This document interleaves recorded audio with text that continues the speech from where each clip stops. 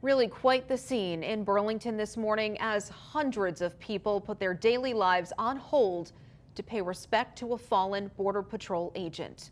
A motorcade of roughly 300 law enforcement vehicles drew crowds across the Queen City as they brought the body of the late David Chris Mayland from the UVM Medical Center morgue to a nearby funeral home.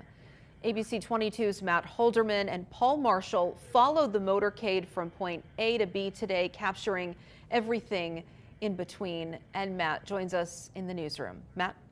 Yeah, Lauren, that's right. This truly was a special display to see, one of the biggest processions in Vermont history, as a matter of fact. And it was all to bring Agent Mayland's body to the Ready Funeral Home before being taken back to his family in Minnesota, where his funeral services are likely to be held later on.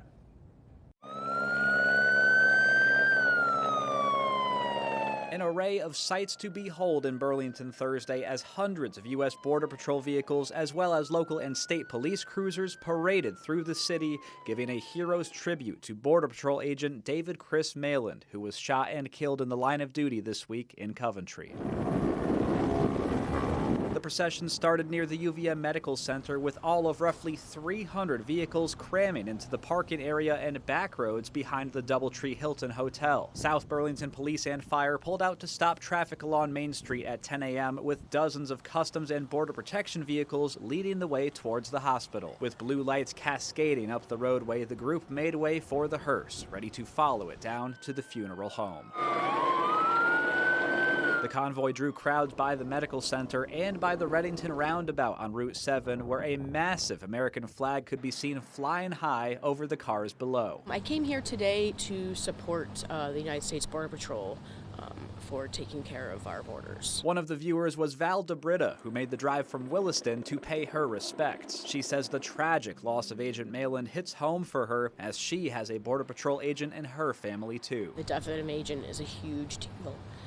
I have an agent in my family, and I've always worried about his life, and so this means a lot to come down and pay my respects.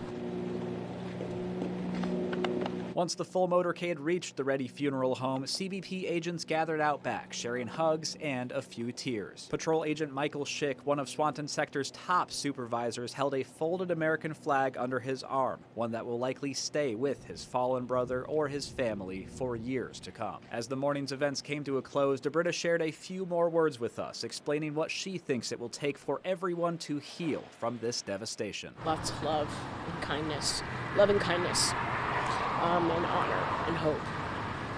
And this cold day will bring a lot of warmth to people, hopefully, and realize that there's lives out there that are being lost.